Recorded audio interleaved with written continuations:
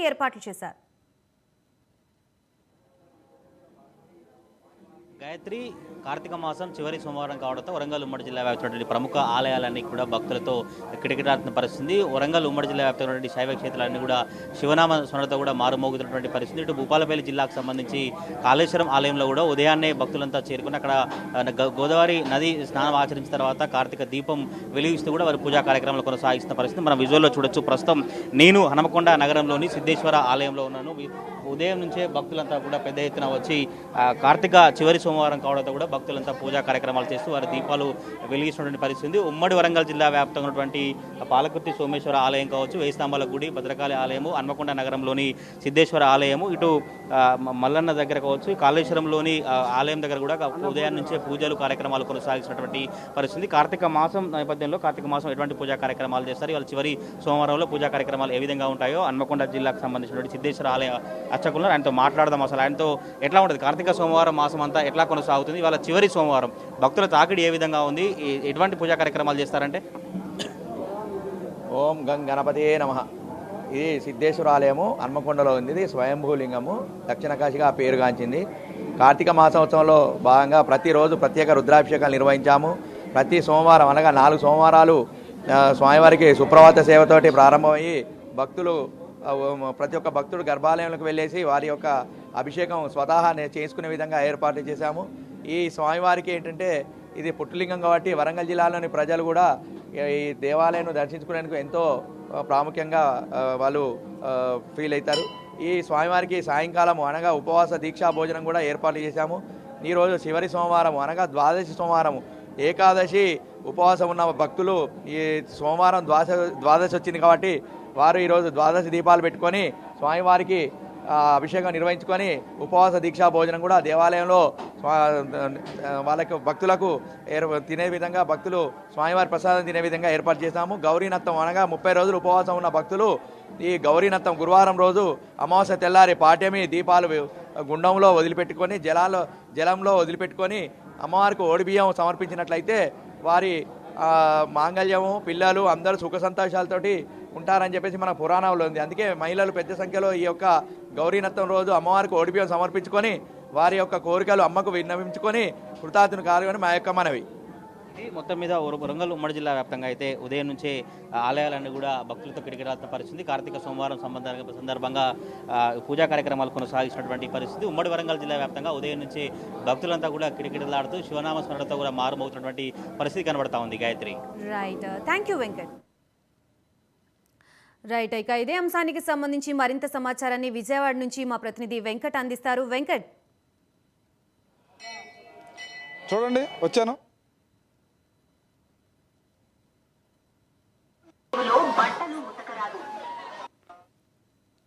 చూడండి ఫ్రేమ్ లో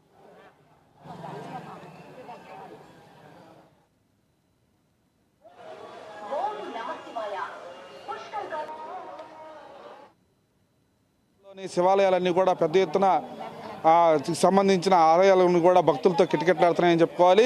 ప్రతి ఒక్కరు కూడా వేకుజాము నుంచి మరి శివుడిని దర్శించుకుంటూ తమ ఇష్టదైవాలను కూడా దర్శించుకుంటున్న పరిస్థితి నెలకొంటుంది. ఇప్పుడు మనం చూసుకున్నట్టయితే ఇక్కడ పాశివాలయం దగ్గర ఉన్నాము. ఈ కార్తీక సోమవారం యొక్క విశిష్టత ఏంటి, దానికి సంబంధించి చివరి రోజు కావడంతో మరి ఏంటి దాని విశేషాలు ఏంటి చెప్పడానికి మనతో పూజారి ఉన్నారు, ఆయనతో మాట్లాడే ప్రయత్నం చేద్దాం. చెప్పండి, అసలు ఏంటి కార్తీక సోమవారం చివరి రోజు కావడంతో మరి కార్తీక మాసంలో చేస్తున్న పూజలకు సంబంధించి దాని విశేషాల గురించి చెప్పండి. కార్తీక మాసం శివకేశవ మాసం అండి. ఇలాంటి శివకేశవ మాసం అవటం చేత ఈ 4 వారాల నుంచి శివుడికి కేశవుడికి అంటే విష్ణుమూర్తికి ఇరువురికి కూడా సమానమైన పూజాధికాలు అందరూ కూడా చేస్తూ ఉన్నారు. స్నానాలు చేస్తున్నారు, జపాలు చేస్తున్నారు, దానాలు ఇస్తున్నారు. సాలగ్రామ దానాలు లాంటివి, స్వయంపాకాలు లాంటివి వాళ్ళకి శక్త్యానుసారంగా ఇస్తూనే ఉన్నారు. దీనికి తోడు 2 గ్రహణాలు రావటం, ఒకటి కేతుగ్రస్తమైన సూర్యగ్రహణం, రాహుగ్రస్తమైన చంద్రగ్రహణం. పౌర్ణమి రోజు వచ్చింది రాహుగ్రస్త చంద్రగ్రహణం, 2 గ్రహణాలు రావటం. అసలు ఇంత చాలా అరుదుగా వచ్చే గ్రహణాలు అది కార్తీకంలో పడటం ఒక విశేషం. ఈ జ్వాలా తోరణాలు లాంటి కార్యక్రమాలు లాంటివి పూర్తి చేశారు. పెద్ద పెద్ద దేవాలయాలతో పాటు చిన్న దేవాలయాల్లో కూడా పూజాధికాలు బాగా జరిగినాయి. 2-3 సంవత్సరాలుగా జనం మితిమీరిన మహమ్మారుల నుంచి బయటికి రావడం చేత అందరూ కూడా రోడ్డు మీదకి రావటం, యథేచ్ఛగా వాళ్ళకి కావాల్సిన పూజలు చేసుకోవటం, వనభోజనాలు లాంటి వాటికి వెళ్ళటం, అన్ని కార్యక్రమాల్లోనూ పాల్గొన్నారు భగవంతుడి దగ్గరికి. కాక ఈ విజయవాడలో మాది సింగనగర్ దేవాలయం, సింగనగర్ వెన్నకోట వారి దేవాలయం అంటారు. పాత శివాలయం అని పేరు. 40 సంవత్సరాల నుంచి నడుస్తోంది ఈ దేవాలయం. అలాంటి ఈ దేవాలయానికి ఈ ప్రాంగణంలోనే నిన్న ఇక్కడ అయ్యప్ప స్వామి భజనలు అవన్నీ కూడా చేశారు ఇక్కడ బసవపున్నమ్మ స్టేడియంలో. అలాంటిది ఇతోధికంగా వచ్చారు జనం. పూర్వం ఇంతమంది వస్తారని చెప్పి ఎవరు ఊహించిన గ్రామం కాదు. అలాంటి గ్రామంలోకి ఎక్కడెక్కడి నుంచో సంచరించుకుని మేలుతంత్రులు లాంటి వాళ్ళు వచ్చి ఇక్కడ పూజలు చేశారంటే మా గ్రామం యొక్క విశేషం కూడా ఈ మధ్యకాలంలో బాగా పెరిగింది. వైదికమైన ధర్మం బాగా ఉన్నతిలోకి వస్తోంది. ఇంత వైదికమైన ధర్మం రావడం చేత బిడ్డలందరూ సుభిక్షంగా ఉంటారు, పెద్దలు అనుసరించగలుగుతారు, వ్యాధుల బారి నుంచి కొంతవరకు బయటపడ్డారు. నిదానంగా ఆర్థికాభివృద్ధికి మళ్ళీ దోహదంలోకి వస్తూ ఉన్నాం. 2-3 సంవత్సరాల నుంచి కష్టపడ్డ వాళ్ళం. ఇవాళ రోజున బాగున్నాయి దేవాలయం. 3 ఏళ్ళు అయింది కరెక్ట్గా దేవాలయాలు నడుపుకోగలిగి మేము కూడా. అలాంటిది పెద్ద దేవాలయాలతో పాటు చిన్నది ఈ మాసాల్లోనే చండీ హోమాలు, రుద్రయాగాలు లాంటివి చేస్తారు పెద్దలందరూ కూడా.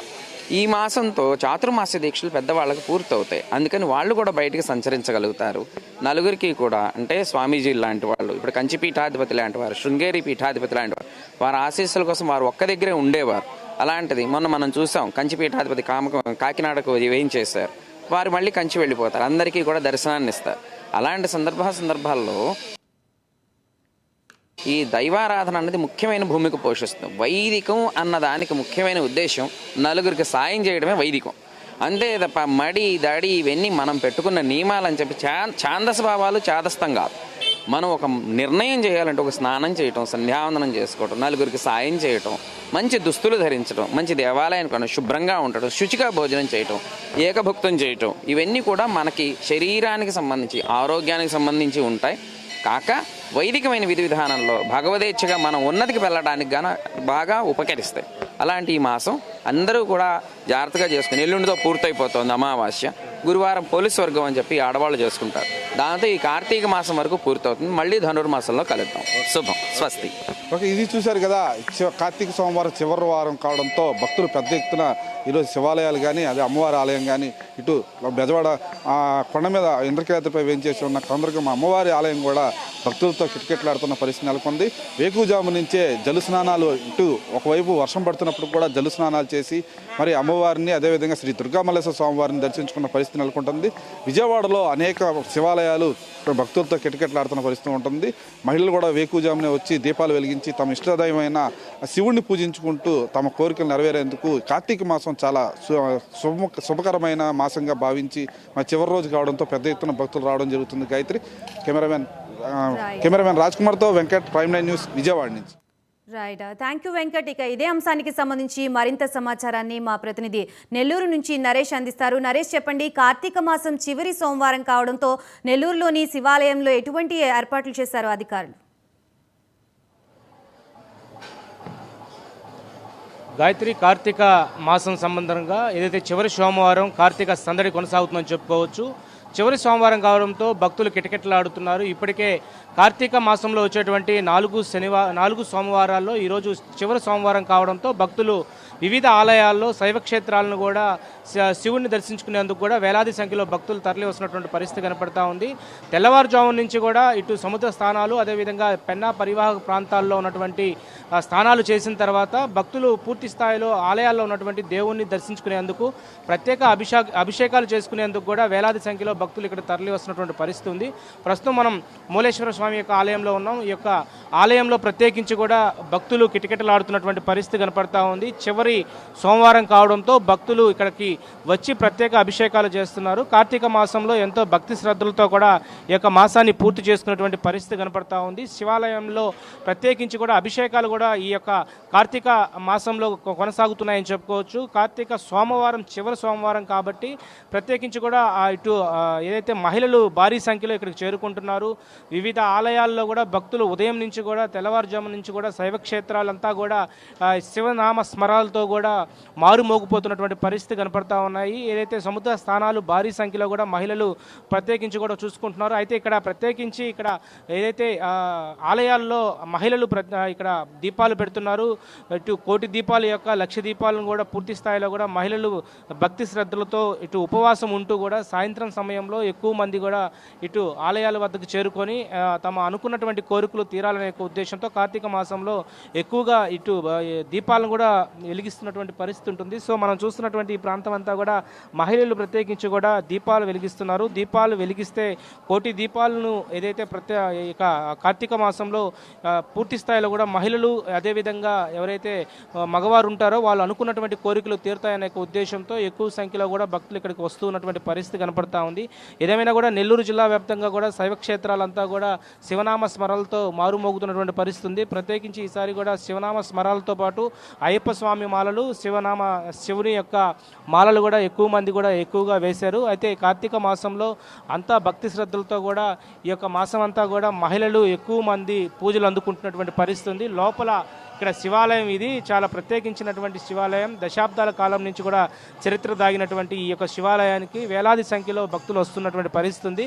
ఈ యొక్క కార్తీక మాసంలో తీసుకోవాల్సినటువంటి జాగ్రత్తలు భక్తులకు వచ్చేటువంటి వారికి ఎలాంటి అసౌకర్యాలు కలగకుండా ఎక్కడికెక్కడ కూడా ఆలయ అధికారులు అన్ని ఏర్పాట్లు కూడా తీసుకుంటున్నటువంటి పరిస్థితి కనపడతా ఉంది.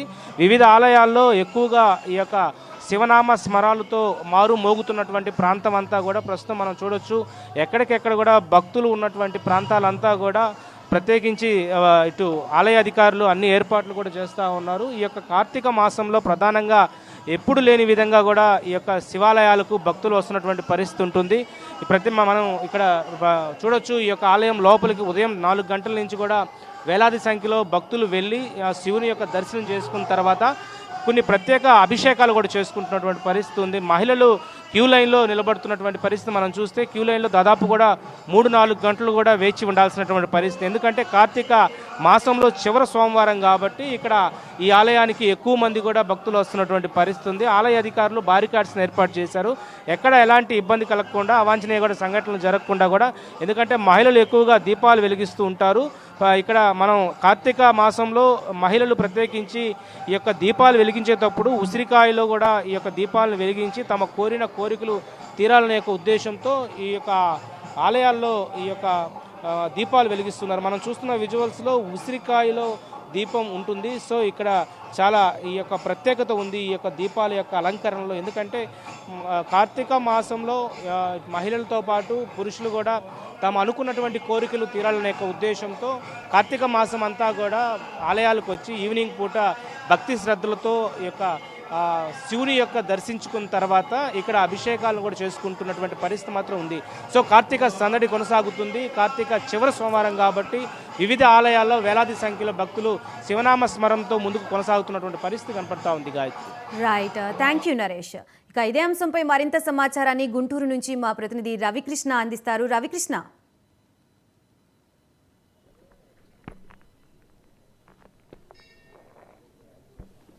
గాయత్రి, కార్తీక మాసం చివరి సోమవారం నాడు శివాలయాలు ఏవైతే ఉన్నాయో శివాలయాలన్నీ కూడా శివనామ క్షేత్రంతో దద్దరిల్లుతున్న పరిస్థితి అయితే కనపడుతుంది, మారుమోగుతున్నాయి. అదేవిధంగా కూడా ఇక్కడ జిల్లాలో ఉన్నటువంటి ప్రముఖ శైవాలయాలను కనుక చూసుకున్నట్టయితే ముఖ్యంగా అమరావతి, అదేవిధంగా కూడా కోటప్పకొండ ఇక్కడ పెద్ద ఎత్తున కూడా ఉదయం నుంచి కూడా భక్తులు పాల్గొన్నారు. ఉదయాన్నే స్వామివారిని దర్శించేందుకు కూడా పెద్ద ఎత్తున కూడా పోటెత్తిన పరిస్థితి అయితే కనపడుతుంది. ముఖ్యంగా మనం ఇప్పుడు ప్రెజెంట్ అయితే గుంటూరులో ఉన్నటువంటి ప్రాచీన శివాలయం దగ్గర ఉన్నాము. ఈ ప్రాచీన శివాలయం 250 సంవత్సరాల క్రితం దీన్ని నిర్మించడం అనేది జరిగింది. ఈ శివాలయానికి ప్రత్యేకమైనటువంటి ఈ పరిస్థితులు అయితే ఉన్నాయి. ముఖ్యంగా ఇక్కడికి వచ్చేటువంటి భక్తులు ఎవరైతే ఉన్నారో ఇక్కడ కనుక వచ్చి స్వామివారిని కనుక దర్శించుకున్నట్లయితే ఇష్టకామ్యాది సిద్ధి జరుగుతుందని చెప్పి ప్రగాఢమైనటువంటి విశ్వాసం. ఈ నేపథ్యంలోనే కార్తీక మాస సందర్భం అదేవిధంగా కార్తీక సోమవారం చివరి సోమవారం కాబట్టి భక్తులు కూడా పెద్ద ఎత్తున కూడా ఇక్కడికి రావడం అనేది జరిగింది. ఇక్కడికి వచ్చి మన విజువల్స్లో చూపిస్తున్నట్లు ఇక్కడ కార్తీక దీపాలన్నింటినీ కూడా వెలిగించిన పరిస్థితి అయితే కనపడుతుంది. గత మాసం నుంచి కూడా కార్తీక మాసం అనేది శివుడికి అత్యంత ప్రీతిపాత్రమైనటువంటి మాసంగా చెప్తూ ఉంటారు. ఈ మాసంలో కనుక శివుడిని కనుక ఆరాధించినా, అదేవిధంగా శివుడికి సంబంధించి ఉపవాసం చేసినా, దీపారాధన చేసినా కూడా సకల కామ్యాది సిద్ధి లభిస్తుందని చెప్పి భక్తుల యొక్క ప్రగాఢ విశ్వాసం. ఈ నేపథ్యంలోనే ఉదయం నుంచి కూడా భక్తులు శైవాలయాలు ఏవైతే ఉన్నాయో ఈ శైవాలయాలన్నిటికీ కూడా రావడం అనేది ముఖ్యంగా జరుగుతుంది. ముఖ్యంగా ఎక్కడైతే నదీ ప్రాంతం ఉందో ఆ నదీ స్నానం కూడా ప్రత్యేకంగా కూడా చేస్తున్న పరిస్థితి అయితే ఉంది. అమరావతి, ముఖ్యంగా గుంటూరు జిల్లాలో అమరావతి ప్రాంతంలో కృష్ణానది తీరాన అమరావతి ఆలయం ఉంటుంది. అమరావతికి వచ్చేటువంటి భక్తులు ఎవరైనా సరే ముందుగా నదీ స్నానాలు, పుణ్యస్నానాలు ఆచరిస్తూ ఉంటారు. ఆచరించిన తర్వాత అక్కడ స్వామివారిని దర్శించుకోవడం జరుగుతుంది. ఈ నేపథ్యంలోనే శైవాలయాలకు సంబంధించి ప్రతి చోట కూడా ముఖ్యంగా ఏవైతే శైవాలయాలు ఉన్నాయో ఆ శైవాలయాలకి ఉదయం నుంచి కూడా భక్తులు పోటెత్తారు. కొంత డిస్టర్బెన్స్ అయితే ఈరోజు జరిగిందని చెప్పుకోవచ్చు. బంగాళాఖాతంలో అల్పపీడనం ఏర్పడటం మూలాన కూడా ఉదయం నుంచి కొద్దిగా వర్షం పడటం మూలాన కొంత భక్తులకు అసౌకర్యం ఏర్పడినప్పటికీ కూడా మెల్లమెల్లగా ఇప్పుడు కొంచెం వర్షం తగ్గిపోయిన తర్వాత భక్తులంతా రావడం అనేది జరుగుతుంది. మామూలుగా ఉన్న పరిస్థితుల్లో అయితే భక్తులు మరింత ఎక్కువగా ఉండేటువంటి పరిస్థితి ఉండేది. కానీ ఇప్పుడు కనుక ఉదయం నుంచి కూడా కొంచెం వర్షాలు పడిన కారణంగా కూడా భక్తులు ఇప్పుడే రావడం అనేది జరుగుతూ ఉంది. ముఖ్యంగా చూడొచ్చు, చివరి సోమవారం కావడంతో భక్తులు ఏ విధంగా పూజలు చేస్తున్నారు ఏమిటి అనేది మనం విజువల్స్లో చూడొచ్చు.